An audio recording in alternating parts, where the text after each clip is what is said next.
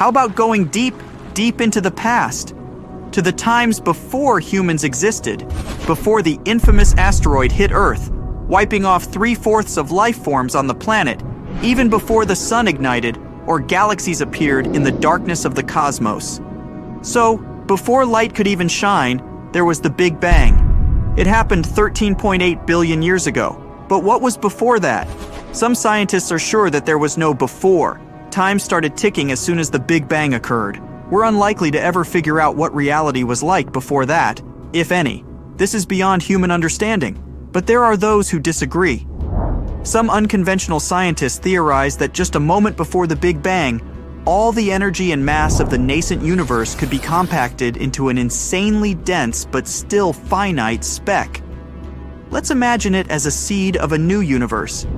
And this seed, a chunk of essential material, compressed and hidden in a protective shell, was created nowhere else but inside a black hole. Black holes spin incredibly fast, probably close to the speed of light. Such a spin can give the tightly compacted seed a ginormous amount of torsion. So the seed isn't just tiny and extra heavy, it's also compressed and twisted, which means that it can suddenly unspring with a big bang. Now, let's say you add up the energy and mass of all the particles the visible universe contains. And then you try to figure out the answer to the following question. How big could the event horizon of a black hole with the same mass be? The event horizon is the point of no return. Once you cross this invisible line, there's no way back, even for light. But let's get back to our question. Shockingly, such an event horizon would be very close in size to the actual horizon of the observable universe. There's also this idea that became well known thanks to Stephen Hawking. According to it, every time a black hole appears in our universe, it probably gives rise to a baby universe.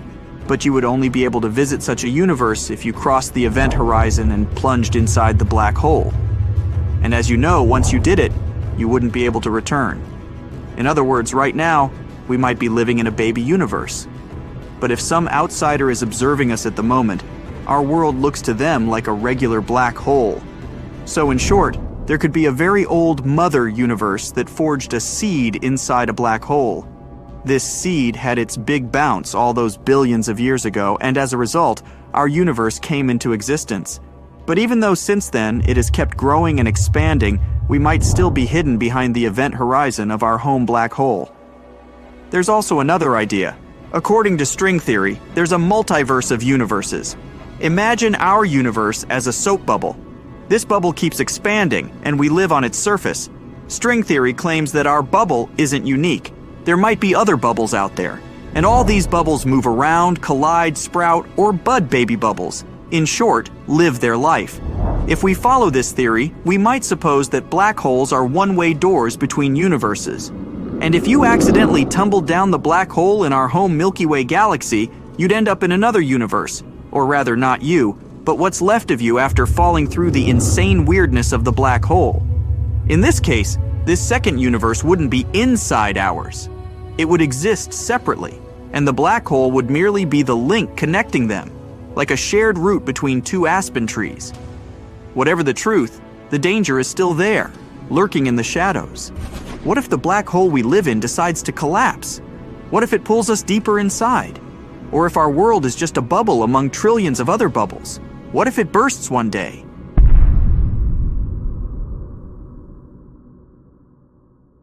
Brace yourself.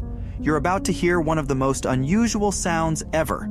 It's come from space, and it's the sound of two black holes colliding. But first things first. Our ears are designed in a special way, which helps us translate sound waves. But these sound waves become mute once the medium they're traveling through comes to an end.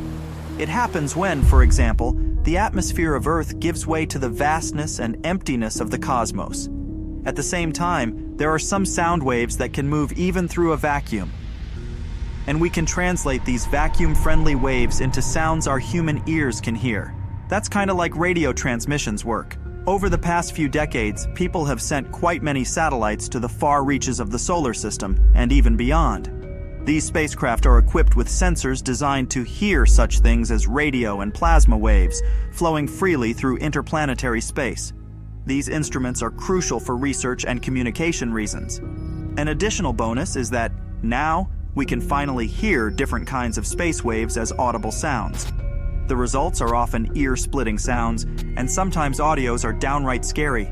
Usually, when two black holes collide, they don't produce a sound. And still, thanks to modern technologies, we can now listen to this terrifying cosmic event.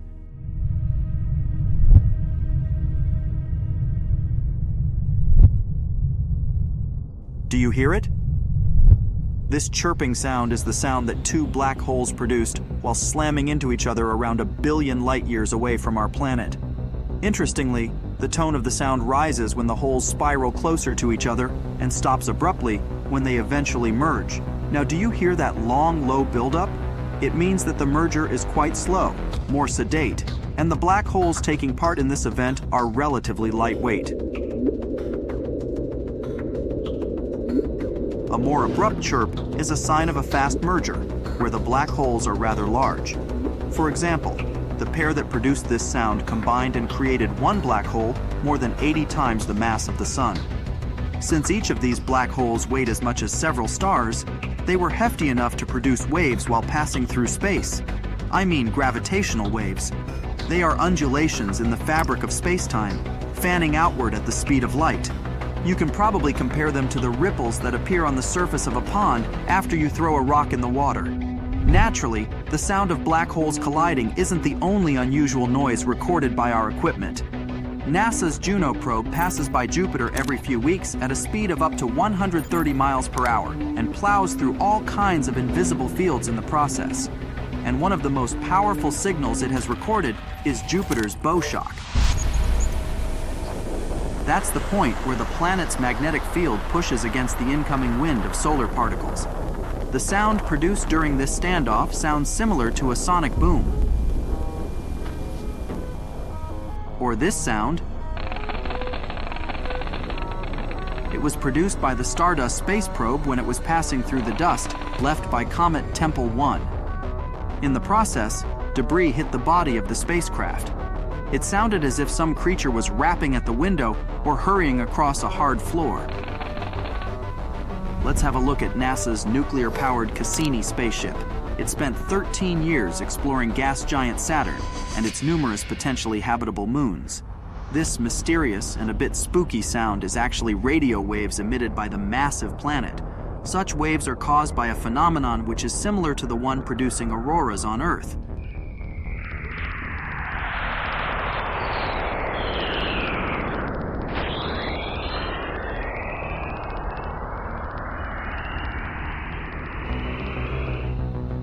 Speaking of our own planet, it's surrounded by plasma.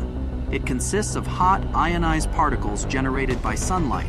They're constantly slamming into Earth's atmosphere. NASA's Polar mission, which was launched a few decades ago, managed to record this breath-like hiss.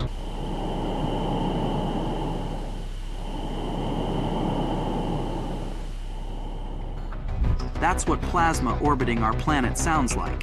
As for these weird sounds, NASA doesn't say which space probe recorded them, but they're coming from Jupiter's largest moon, Ganymede. It could have been the Galileo spacecraft, which orbited the system for around 8 years. But it probably doesn't matter so much. Just listen to this creepy noise that sounds like screams trying to break through from some hidden place.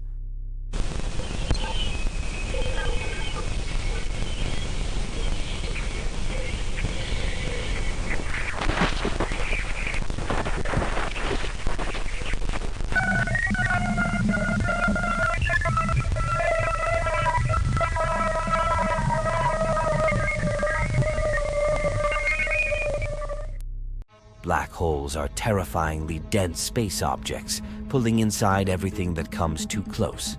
Nothing can escape their clutches, even a beam of light. At the same time, black holes are some of the most mysterious objects in the universe. According to their mass, black holes are usually divided into 3 categories. Stellar black holes have a mass from a few to hundreds of times the mass of the Sun. Intermediate black holes should range from 100 to hundreds of thousands of times the Sun's mass. Scientists are now actively hunting these missing link black mysteries. But the real behemoths of the cosmos are supermassive black holes.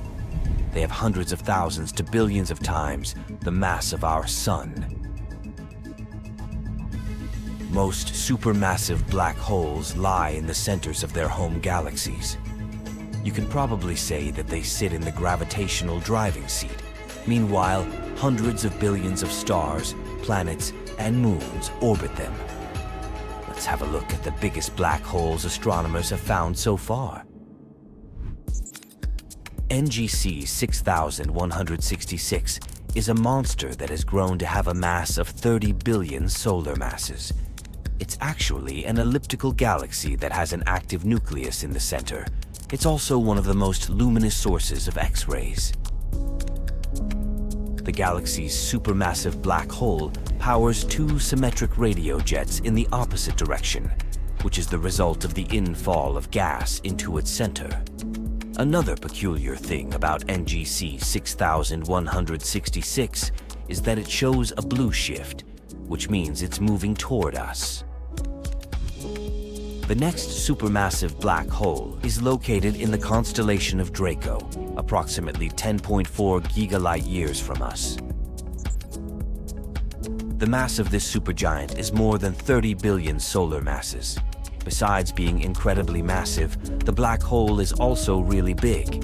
If it replaced our Sun, the diameter of this hole would extend to the orbit of Pluto. This S5 Theora 1481 is one of the most interesting black holes on our list.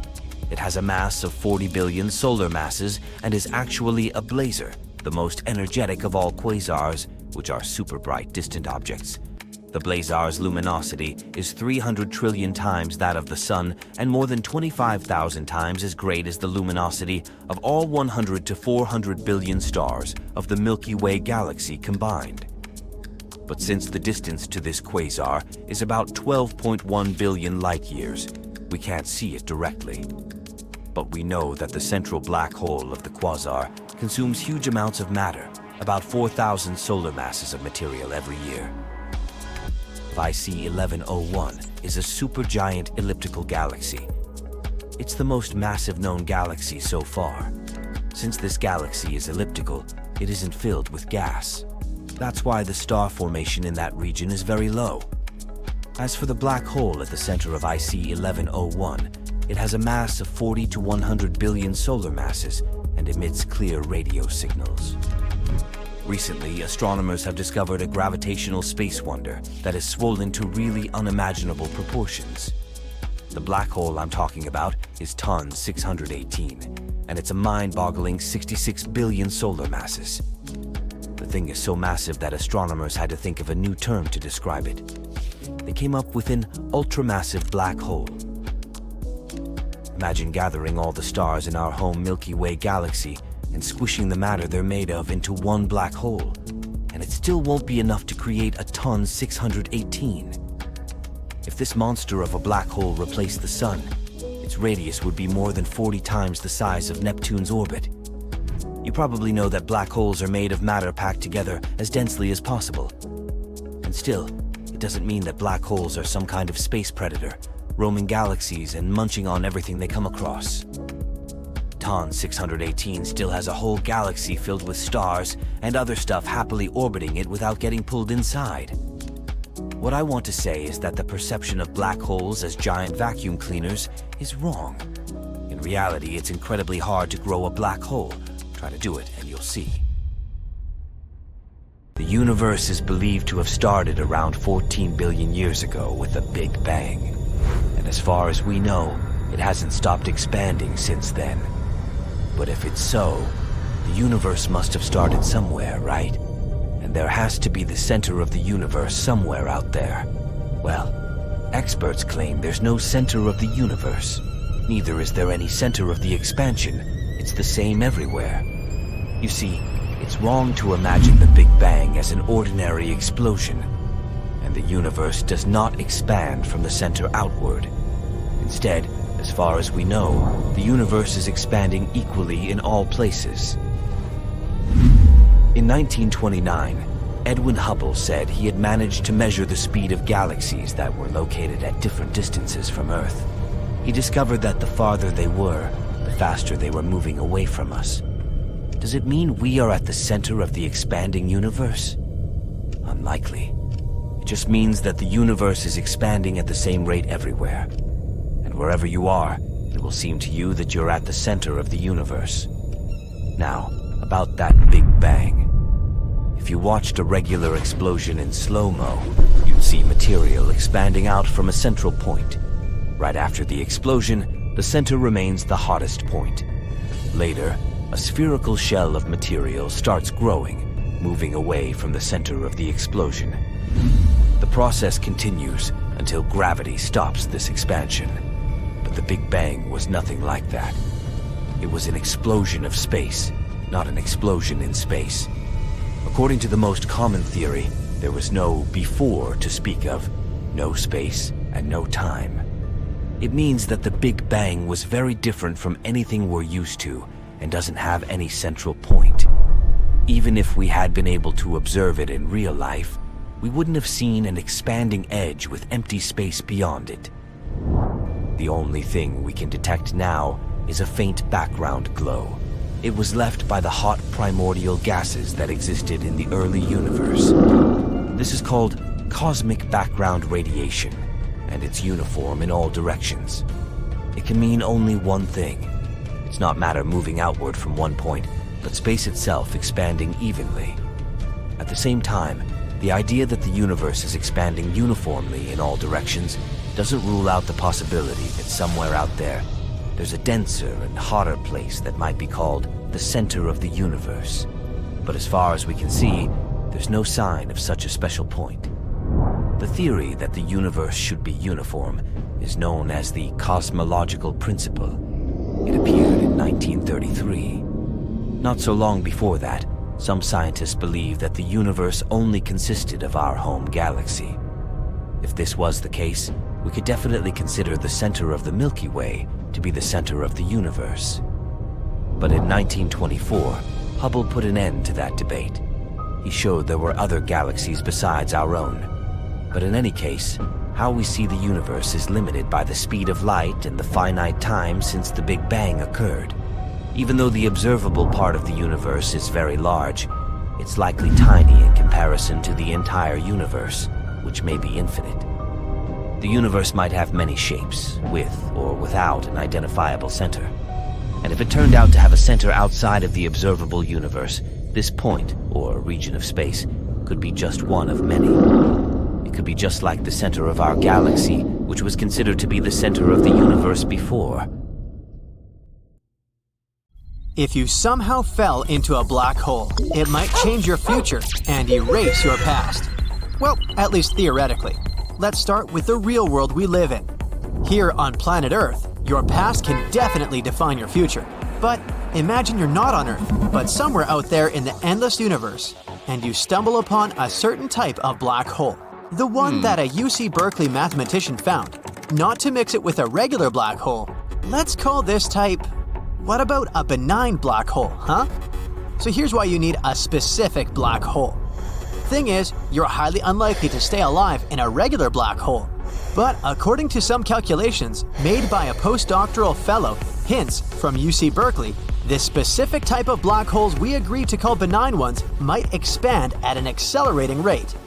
This is what makes it possible to survive the transition from our deterministic world to a black hole, which is not deterministic. Let's imagine you survived that passage, and now you're moving towards the center of a benign black hole. It's impossible to picture what's inside, and if you, as a traveler, could actually get into a black hole, you'd never be able to communicate to the outer world what interesting things are hidden in it. But it's not what interests us for now. We need to know how to get rid of the past. Hinz, the mathematician you already know, studies non-rotating black holes that have an electric charge. The most important thing about them is that besides the event horizon, they also have the Cauchy horizon. And here's the point. The Cauchy horizon is the place where so-called determinism simply breaks down. This may sound too scientific, but let me explain it to you. The Cauchy horizon is the place where your past doesn't determine your future any longer. So, here's a mathematically proven and apparently working method of how to get rid of your past. All you need to do is get into space, find a specific black hole, make it to the center, and get to the Quasi horizon. However, if it sounds too complicated, you can simply try not to make mistakes here on Earth.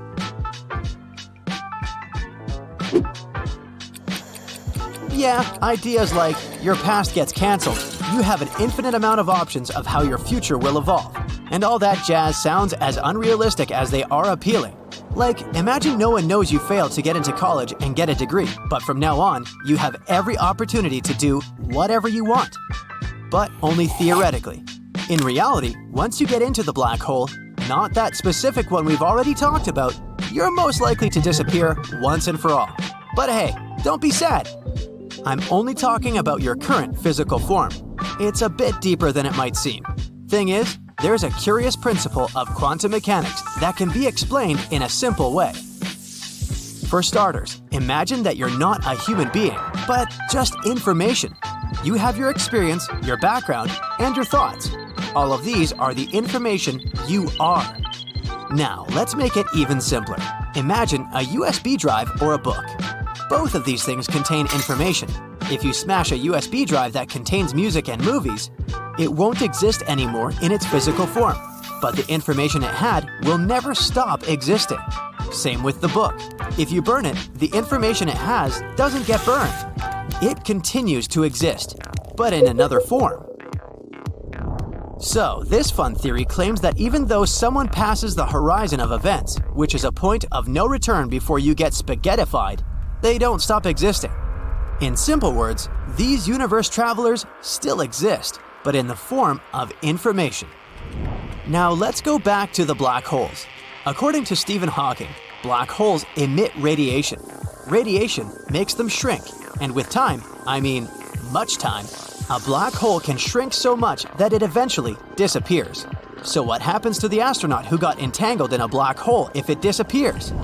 Nope, they won't be ejected from the black hole in the way they used to exist. However, they will still be ejected from there, but in the form of Hawking radiation. But it's just a theory. Right, you remember that no one knows exactly what happens in the black hole? Another theory says that what happens in the black hole doesn't really stay in the black hole. Sounds like a good alternative to Las Vegas if all the flights for the weekends have been booked. Some scientists believe that a black hole might have a portal where you can turn back time. According to this theory, there's a white hole at the end of a black hole.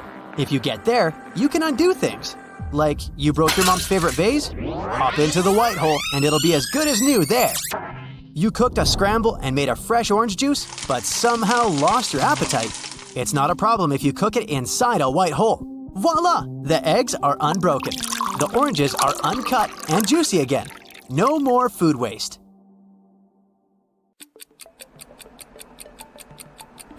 Alright, turning back time sounds really cool, so I guess we might actually need a black hole to help us out. If a black hole was made in a, let's say, lab, it could devour things until it grew big enough to consume the entire planet.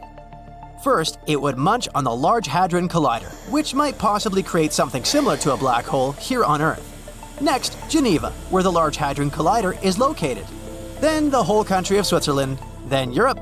At that point, it wouldn't be long before the Earth was gone too. Luckily, if a black hole did appear, it would be so small that it wouldn't be able to do anything.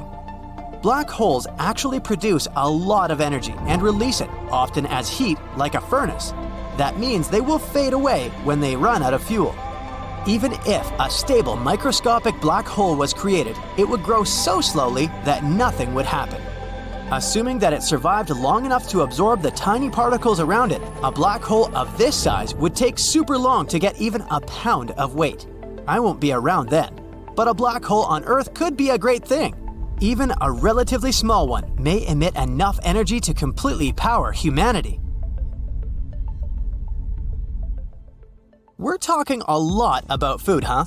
Let's not forget about spaghettification. The concept is quite simple, by the way. It's all about gravity. Imagine you're playing with chewing gum. With your force, you could easily stretch it so instead of a regular piece, you can get a long and thin one. The same happens to you. black hole force is enough to stretch you as if you were a piece of chewing gum. Gravity holds you tight on one side, which makes you stretch. You may wonder, how come you don't get spaghettified on Earth if there's gravity too? Easy peasy. It's just too weak to do that with you. If you asked a butterfly to stretch the gum, would it be able to do that? Not likely. Their tiny limbs are just too weak. Same here. The Earth is just too weak compared to a black hole. So if you were wondering whether you'll ever reach 6'6", it may never happen on Earth. But once you're in a black hole, you can go far beyond those mere 6'6". Your best height moment won't last long though. If you stretch the chewing gum at one moment, it will simply tear apart. The same will happen to you because of spaghettification.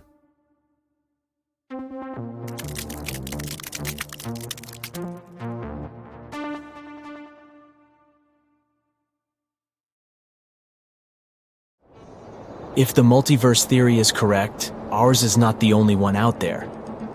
Which is as interesting as it is scary, right? Now, not every scientist is on board with this mind-bending concept. And let's be honest, the idea of actually making contact with these parallel universes sounds about as probable as winning the lottery while riding a unicycle. But hold on tight, because this strange concept isn't just limited to the realms of fiction anymore.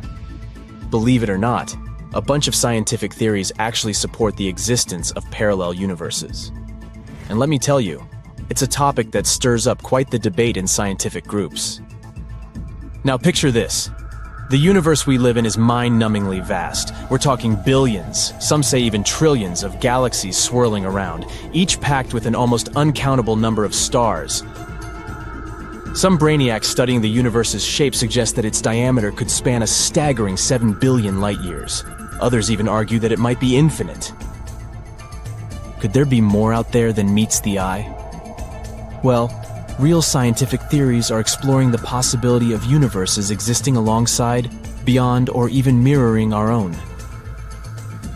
These intriguing concepts of multiverses and parallel worlds often intertwine with other, more familiar scientific ideas like the Big Bang, string theory, and quantum mechanics. In order for us to figure out what's out there, we have to rely on the information we're a bit more confident in, right? Let's rewind the cosmic clock about 13.7 billion years ago. Everything we're able to see today was squished into a minuscule singularity. Then, if the Big Bang theory is to be trusted, it all went boom. The universe inflated with a speed faster than that of light everywhere, within less than a second. The way the universe went pop has led some clever researchers to ponder the existence of more than one universe. They question whether that sudden growth ended everywhere at the same time. While the expansion ceased for everything we're able to see from Earth 13.8 billion years ago, cosmic inflation might still be ongoing in some other mysterious corners. Some theoretical physicists say that as inflation ends in one place, a new balloon universe forms. But here's the catch, you can't just hop from one bubble to another like intergalactic tourists. These bubble universes are expanding indefinitely, and their edges are zooming away from us faster than light can travel. And here's where things get even more confusing. Let's say we somehow manage to reach the edge of our local balloon and encounter the next universe. Well, those same theoretical physicists mentioned that the neighboring universe could be a whole different ballgame. It might have completely different laws of physics, making it a bizarre place for us. Following the same idea, some say that in this vast multiverse of bubble universes, there might be other life forms just like us. The problem is, we're getting farther away from them with each passing moment, and our paths will never cross. Other super smart researchers out there are trying to connect parallel universes with quantum mechanics. Now, quantum mechanics is basically the fancy math behind teeny tiny particles. According to it, these particles can exist in multiple states all at once. They call it a wave function that holds all the crazy options. But here's the catch. When we observe these particles, we only see one outcome. It's like the universe keeps playing hide and seek with us. Now, there's this theory called the many worlds theory that says whenever we observe one outcome, another universe pops up where a different outcome becomes real. It's like our universe acts as a giant tree, constantly branching into countless versions of itself. These alternate universes can't mingle, though, so you wouldn't even know if there are a bunch of other yous living slightly or totally different lives. This many worlds theory is pretty bold and a bit hard to prove or disprove. And that's not great for science because scientists love to test and experiment with their ideas. But if there's infinite space out there, why wouldn't there be infinite universes too? Try to imagine the universe as this giant cosmic playground. Some specialists believe that if it's indeed never-ending, then there's only a limited number of ways that its building blocks can arrange themselves. Eventually, they have to repeat certain patterns. If this is true, then it may be possible that somewhere out there might be another version of you living the exact same life, even down to what you had for brunch yesterday. Did we ever have any proof of these supposed parallel universes? Well, some say we did.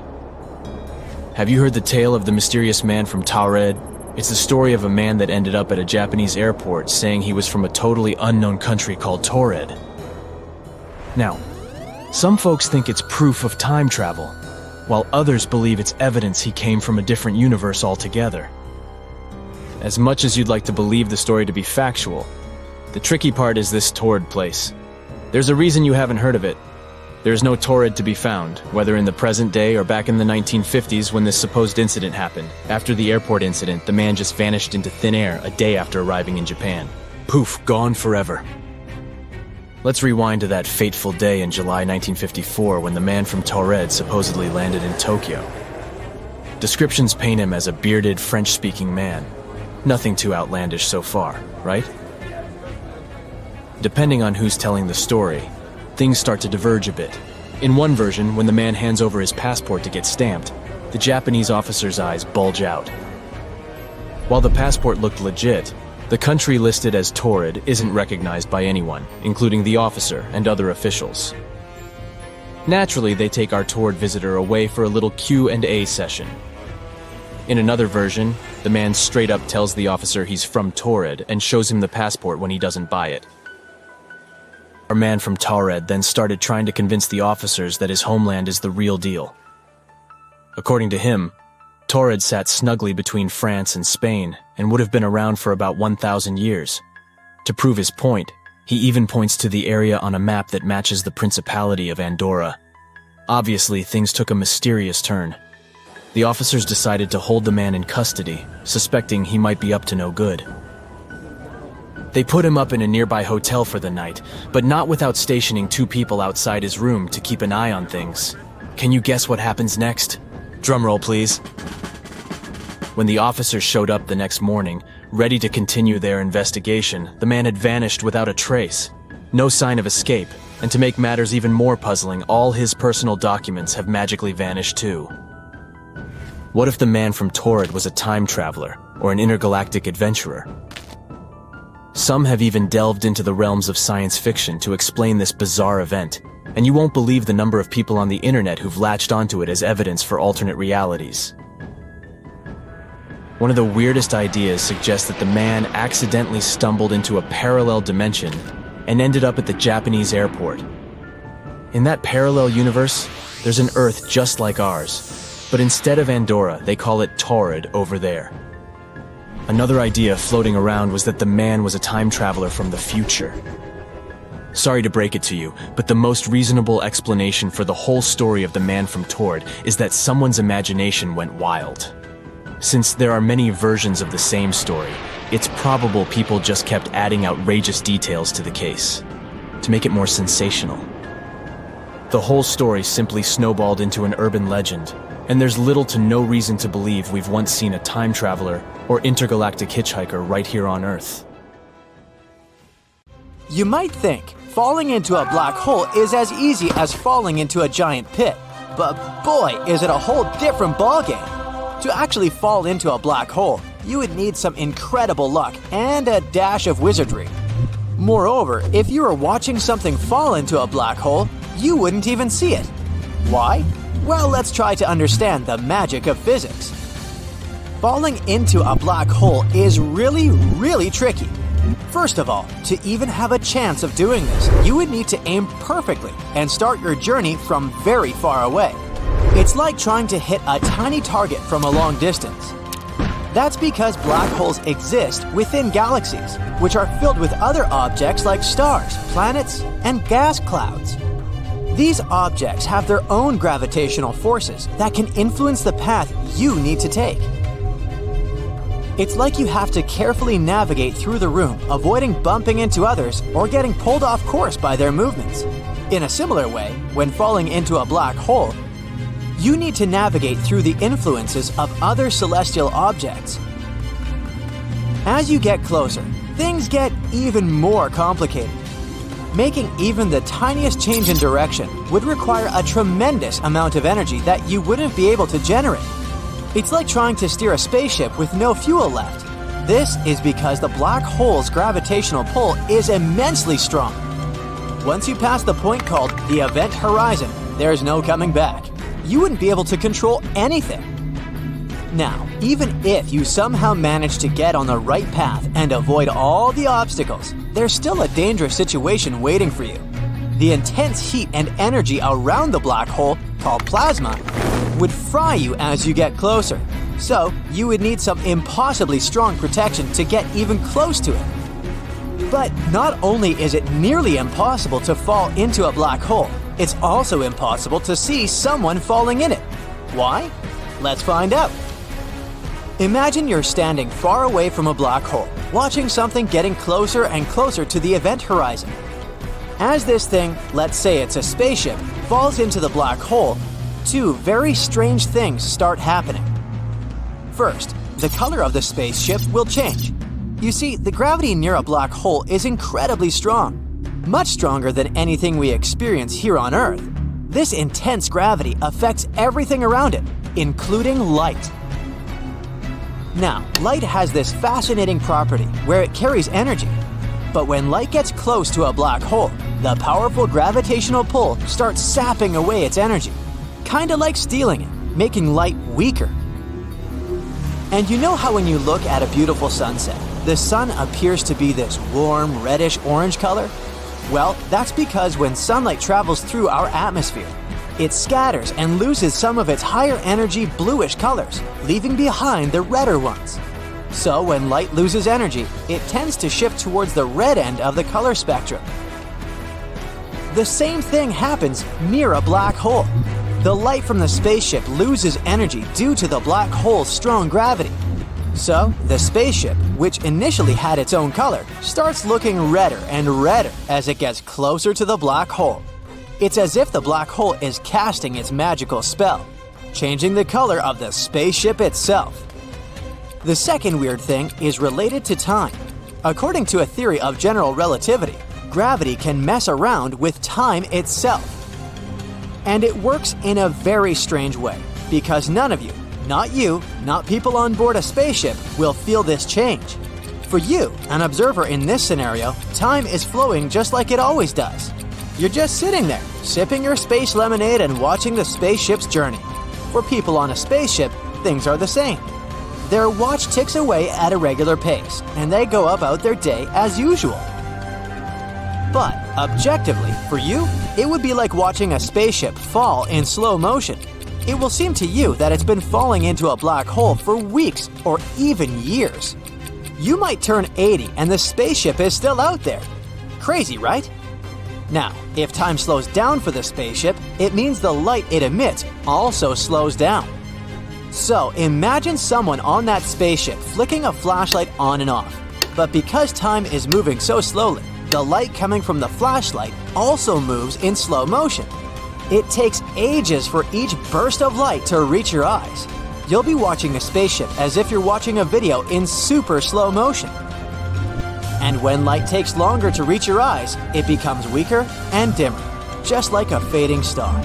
So, as the spaceship gets closer and closer to the black hole's event horizon, not only does it start looking redder, but it also appears dimmer. So it becomes harder and harder to see the spaceship as it gets closer to the black hole. It slowly fades away, like a disappearing act on the grandest stage of the universe. Pretty mind-boggling, isn't it? But that's all about you, the observer. And how are people on board doing? What do you actually experience when you fall into a black hole? As you get closer to the black hole, something really weird starts happening. The gravity near the black hole is so powerful that it stretches and warps everything around it. So the difference in gravitational pull between your head and feet becomes significant.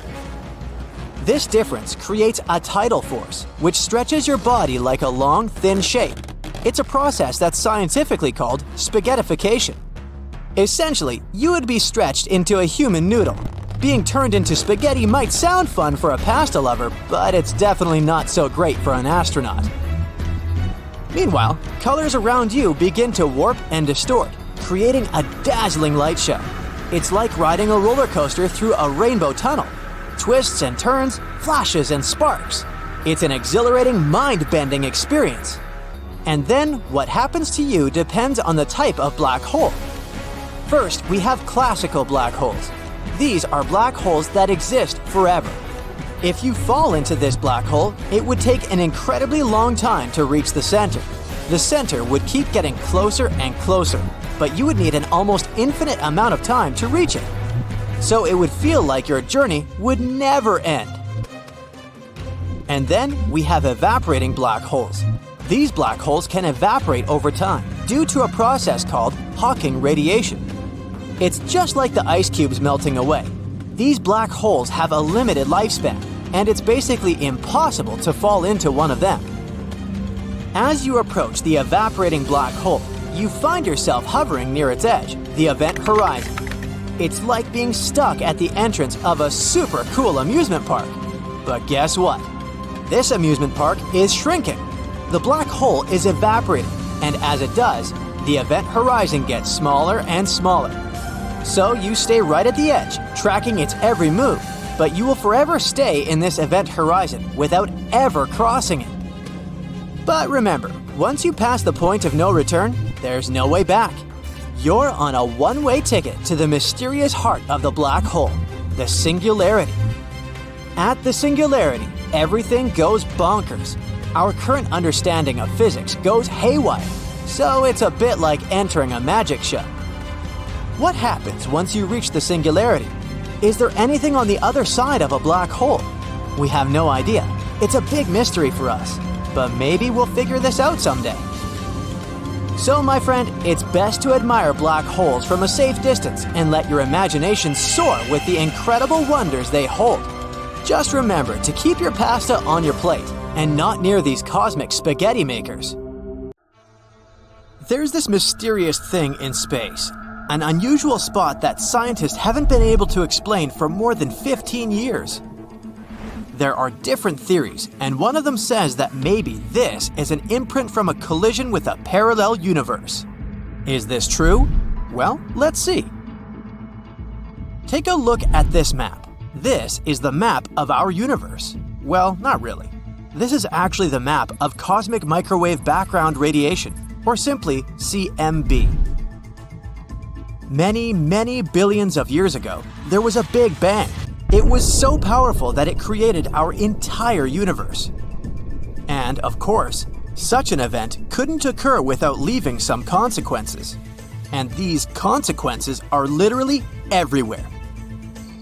The Big Bang left electromagnetic radiation, which we know as CMB. We don't notice it in our daily lives, but it's literally here, under our noses. And if you had some kind of superhuman vision, you would see how everything around you shines with this dim light. This radiation is very important. If we hadn't discovered the CMB, we would never have found out about the Big Bang. Previously, scientists believed that the universe had always existed. There was no beginning and there was no end. It sounded pretty ridiculous to us now, but less than a century ago, people were absolutely sure of it. Stephen Hawking was one of the first scientists to guess that the universe did, in fact, have a beginning.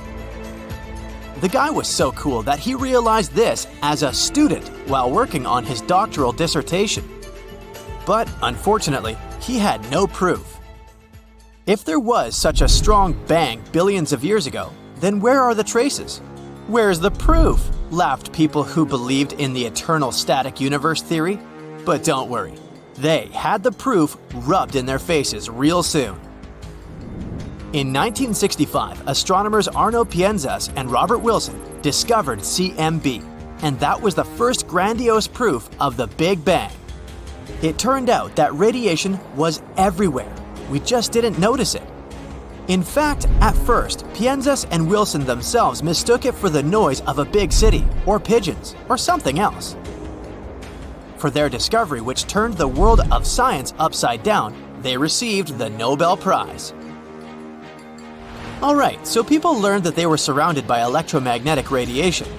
Then they started collecting more data about it. They accumulated more and more info over the years until they made this very map. This is a map of CMB temperatures. But while creating it, scientists discovered something unusual. Let's take a look at this map. It looks like a large and diverse pattern of cold and warm places. But in reality, our universe is quite uniform. All temperatures on this map are close to -455 degrees Fahrenheit with very little difference. All temperature fluctuations between these places are small, and each tiny speck actually spreads over millions of light years. So everything in our world is pretty calm and stable, except for one point. This cold spot right here. Astronomers first discovered it in 2004. First, it looked like nothing unusual. It's just a region where the temperature is below average for a couple of microkelvins. But remember, we're not talking about a small area. This is a giant cold region. It's literally billions of light years in size. Wait, the scientists thought, this can't be true. The universe should be consistent everywhere. According to our standard model, this cold spot simply shouldn't exist. But it does exist though.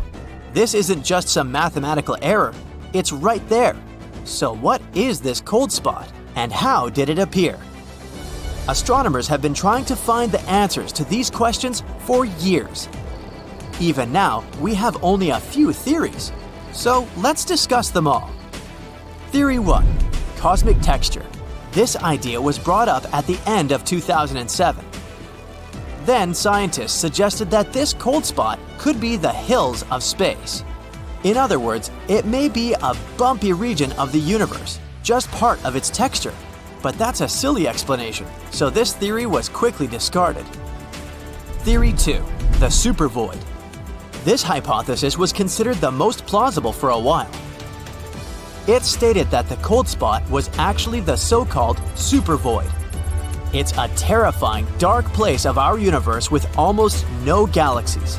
And because it's an empty region with almost no stuff in there, it seems cold to us.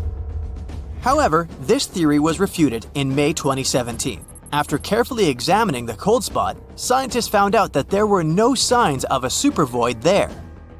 Moreover, voids and supervoids, which actually exist by the way, are still very small in size. The cold spot is literally thousands of times bigger than them, so there must be some other explanation. And there is one, perhaps the most bizarre of them all. Theory 3. A parallel universe. This controversial idea was put forward by cosmologist and theoretical physicist Laura Mersini-Houghton. She suggested that the cold spot could be an imprint from the collision of our universe with a parallel one. Standard cosmology cannot explain such a giant cosmic hole, says Mersini-Houghton. This is the unmistakable imprint of another universe beyond the edge of our own. Her assumption is based on the theory of the multiverse. This theory says that there's actually an infinite number of universes like ours in the world. They constantly collide with each other, giving each other a push, which creates a new Big Bang. So maybe the cold spot is a bruise from such a collision. For quantum mechanics, such crazy theories are pretty common, but for standard physics and our simple understanding of the world, this is earth-shattering. Of course, we need strong evidence. And Mersini-Houghton's team has begun to work on it. Professor Tom Shanks from the Center for Extragalactic Astronomy at Durham University also participates in this research. the craziest sounding of the exotic models for the explanation of the cold spot, the multiverse is actually the most standard in terms of our current model of the universe, he wrote in one of his works. So, what evidence do we need? Well, our cold spot is located in the southern hemisphere. According to Shanks, if there really was a collision between two universes, we should find another cold spot, and it should be in the opposite northern hemisphere. If astronomers actually found it, this theory would be confirmed, and it'd become the first proof of the existence of a parallel universe. But it's not that easy. To find a second spot, we need the latest, highly sensitive telescopes. We also need to find out some info about the nature of dark energy, how it affects space, and, in other words, there's still a lot of work to do. Not so long ago, scientists actually believed they had discovered the second spot. Researchers from New Mexico thought they had found it in the northern hemisphere. But unfortunately, this is likely to be a mistake. The map these researchers used had a high measure of randomness, so it's possible that their discovery is just an accident caused by other voids. So, basically, we haven't found another cold spot so far despite careful analysis. But again, even the best modern equipment is not perfect, and it doesn't mean that there's no second spot. It just means that we haven't found it yet. But if one day we did find it, it could change the world of science forever. We'd confirm not only the theory of parallel universes, but also the famous string theory. It could explain everything that occurs in our world. But if this happens, we'll get even more questions than we already have. How did these two universes collide? How does it all work? So far, it's all just guesswork. We can't claim that the cold spot is a print from the collision of parallel universes. But we can't refute this either. Actually, we may never know the truth at all. But it's still interesting to strive for it. Imagine a being so powerful it can suck in entire galaxies, so mysterious it's invisible to the naked eye, and so impressive it bends the very fabric of space and time to its will. Yes, meet my mother. Just kidding. Actually, meet the ultimate superhero of the universe, the black hole star. What is it and how does it work? Well, let's find out. The universe is full of marvels, and the black hole star is one of the most impressive ones. It's a supermassive force that can bend the laws of physics and a true enigma for scientists to unravel. No wonder science fiction writers find them so captivating. A black hole star, also known as a quasi-star, is a hypothetical type of extremely massive and luminous star that may have existed early in the history of the galaxy. They're predicted to be as luminous as a small galaxy, but unlike modern stars, they weren't powered by nuclear fusion in their cores. A quasi-star's energy would come from material falling into a black hole at its core. And yes, just like a normal black hole, these stars have the power to suck in anything and everything that gets too close, including stars, dust, and even entire galaxies. But how is it possible that the star is born from a black hole? And what's more, how do they continue to coexist together? Well, first let's discuss how black holes are born in general. It all starts with a supermassive star, one that is at least a few times more massive than our own sun. This giant of a star burns bright and hot, shining with the light of 1,000,000 suns. But eventually, it runs out of fuel and its fate is sealed. As its lifespan comes to an end, it makes one final massive boom. A blast so powerful it can outshine an entire galaxy. This blast is called supernova. During this boom, the outer layers of the star fly away, while the core gets squished together by its own gravity. If the squished core is heavy enough, it can keep squishing until it becomes a black hole. And just like that, a black hole is born. Don't even try to put diapers on this thing. Now, this cosmic monster baby can continue to grow by swallowing up anything that comes too close, including stars, dust, and even entire galaxies. This is basically what's happening now in our universe with supermassive stars. But what about quasi-stars? The formation of a quasi-star could only happen early in the development of the universe, before hydrogen and helium were contaminated by heavier elements. And because of that, quasi-stars have one important feature. They are gigantic, so enormous that it's literally impossible to imagine. They may have been dwarfing even the largest known modern stars, like VY Canis Majoris and Stephenson 218. No wonder they're so scary. They were born from protostars, one of the first stars in the universe, the great-great-grandfathers of, everything. So now, imagine a protostar so massive that its core collapses into a black hole, just like we described before. But the key difference is that in a regular supernova, the outer layers of the star are blown away by the energy released during the boom. Meanwhile, in a quasi-star, these outer layers are massive enough to absorb the energy without being blown away. What do we get in the end? A star with a black hole in its core that weighs from 1,000 to 10,000 solar masses. This quasi-star is about 14,000 times bigger than our Sun, which makes them bigger than any star we know today. These celestial titans have some pretty crazy properties. Once a black hole is formed at the center of a giant protostar, it starts to give off a ton of energy.